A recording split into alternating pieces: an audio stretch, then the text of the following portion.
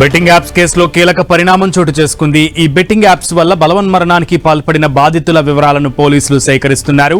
ఏడాది కాలంలో బెట్టింగ్ వల్ల తెలంగాణలో 15 మంది బలవన్మరణాలు చేసుకున్నట్లు గుర్తించారు. ఈ 15 మంది బలవన్మరణాలకు ఆధారాలు సేకరించనున్నారు. వీరు ఏ బెట్టింగ్ యాప్స్ వాడి నష్టపోయారు, ఎంత నష్టపోయారు అనే విషయాలను గుర్తించే పనిలో పడ్డారు.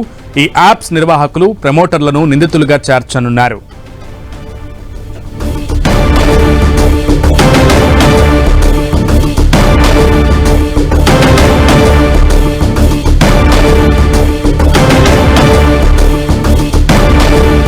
ఇదే అంశానికి సంబంధించి పూర్తి సమాచారం మా ప్రతినిధి కిరణ్ అందిస్తారు. కిరణ్.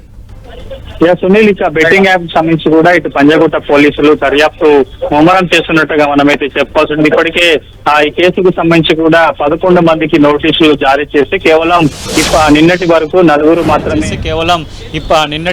నలుగురు మాత్రమే ఇటు పంజాగుట్ట పిఎస్ లో విచారణకు హాజరైన పరిస్థితి కనిపిస్తుంది. ఇక చాలా మంది కూడా ఇప్పటికే పోలీసుల నోటీసులకు రిప్లై అయ్యకుండా న్యాయస్థానాన్ని ఆశ్రయించి కూడా వారికి సంబంధించి కొంత రిలీఫ్ పొందే ప్రయత్నం చేస్తున్నారు. ఈరోజు ఇటు యాంకర్ శ్యామల కూడా తెలంగాణ హైకోర్టులో ఒక పిటిషన్ దాఖలు చేశారు. మరికొద్ది గంటల్లో దీనికి సంబంధించి కూడా విచారణ జరగబోతుంది. ఇక వీరితో పాటు చాలా మంది కూడా అజ్ఞాతంలోకి వెళ్ళిన పరిస్థితి కనిపిస్తున్న నేపథ్యంలో దీనికి సంబంధించి ఇక్కడ ఇప్పటికే ఈ బెట్టింగ్ మహమ్మారి కారణంగా తెలంగాణ వ్యాప్తంగా ఇప్పటి వరకు 15 మంది సూసైడ్ చేసుకున్నట్టుగా ఇప్పటికే పోలీసులు గుర్తించారు. ఇక దీనికి సంబంధించిన చాలా కీలక వివరాలను కూడా ఎవరైతే ఆత్మహత్యలు చేసుకున్న వారి కుటుంబాల వద్ద నుంచి కూడా అందుకు సంబంధించిన వివరాలను కూడా సేకరించే ప్రయత్నం చేశారు. ఒకవైపు ఇప్పటికే ఈ కేసుకు సంబంధించి హైదరాబాద్ కమిషనరేట్ సంబంధించి పంజాగుట్ట పోలీసులు చాలా వేగంగా దర్యాప్తు కొనసాగుతున్నారు. కొంతమంది ఇప్పటికే పోలీసుల విచారణకు సహకరించకుండా అజ్ఞాతంకు వెళ్ళిన పరిస్థితి కనిపిస్తుంది. వీటితో పాటు మియాపూర్ పిఎస్ లో నమోదైన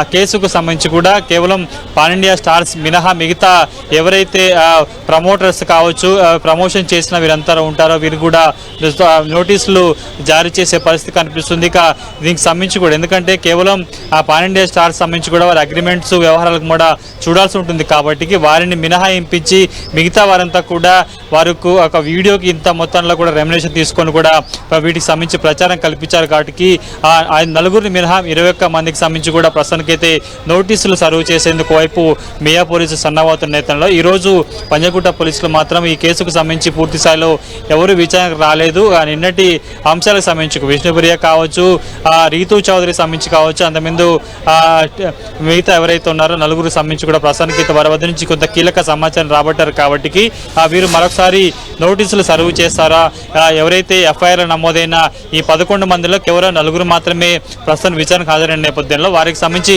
మిగతా వారిని విచారణకు పిలిపించేందుకు ఎలాంటి ప్రయత్నాలు చేశారని కూడా కొంత ఆసక్తి నెలకొన్న పరిస్థితి కనిపిస్తుంది. ఇక ఎన్టీఆర్ కేవలం యూట్యూబర్సే కాదు, యాంకర్స్ తో పాటు కొంతమంది ఉన్న నేపథ్యంలో దీనికి సంబంధించి కీలక విషయాలు రాబట్టిన తర్వాతే కూడా అగ్రహీరోలకు సంబంధించిన నోటీసులు జారీ చేసే అవకాశం ఉంటుంది. న్యాయ సలహాలు కూడా ఇప్పటికే సైబరాబాద్ పోలీసులు తీసుకున్న నేపథ్యంలో పూర్తి స్థాయిలో ఈ రోజు పంజాగుట్ట పేరు సంబంధించి కూడా ఈ బెట్టింగ్ యాప్ సంబంధించి ఎవరైతే ఎఫ్ఐఆర్ లో పేర్లు ఉన్నాయో వారు మాత్రం ఇంకా హాజరు కాలేదు.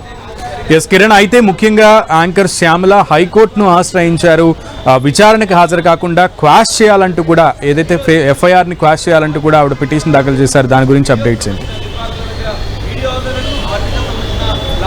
ప్రస్తుతానికైతే ఈరోజు విచారణకి రావాల్సి ఉంది. కానీ ఆమెకి ఈ 11 మందిలో కూడా ఆమె ఉన్నారు కాబట్టి ఇప్పటికే పంజాగుట్ట పోలీసులు ఆమెకి నోటీసులు సర్వ్ చేశారు. కొద్ది సమయం కూడా అడిగినట్లుగా తెలుస్తుంది. కానీ ఈరోజు విచారణకు రావాల్సి ఉండగా అనూహ్యంగా ఆమె హైకోర్టుని ఆశ్రయించారు. తాను పంజాగుట్ట పిఎస్ లో బెట్టింగ్ యాప్ సంబంధించి తమ మీద నమ్మేదని ఎఫ్ఐఆర్ కూడా క్రాష్ చేయాలంటూ కూడా ఆమె పిటిషన్ దాఖలు చేసిన నేపథ్యంలో మరికొన్ని గంటల్లో కూడా ఆ పిటిషన్ సంబంధించి కూడా విచారణ జరగబోతున్నట్టుగా తెలుస్తుంది. దీనికి సంబంధించి న్యాయస్థానం ఏ విధంగా తీర్పు వెల్లడించబోతుంది, ఎందుకంటే ఈ బెట్టింగ్ యాప్ సంబంధించి కూడా ఇప్పటికే యాంకర్ శ్యామలకు సంబంధించి ఏ బెట్టింగ్ యాప్లలో ప్రమోట్ చేశారని సంబంధించిన వివరాలతో పాటు కూడా కొన్ని కీలక వివరాలను కూడా పంజాగుట్ట పోలీసులు సేకరించిన నేపథ్యంలో ఆమె విచారణకి హాజరైతే కూడా పూర్తి వివరాలు లావాదేవీలు కావచ్చు, ఎవరు ఏమైనా ఇంప్లిమెంట్ చేశారని కూడా కొంత సమాచారం రావాల్సి ఉంటుంది. కాబట్టి పంజాగుట్ట పోలీసులకు సంబంధించిన కేసు నమోదించి కోర్టు ఏ విధంగా నిర్ణయం తీసుకుంటుంది, ఒకవేళ అక్కడ ఆ పిటిషన్ సంబంధించి కూడా డిస్మిస్ చేస్తే ఖచ్చితంగా ఆమె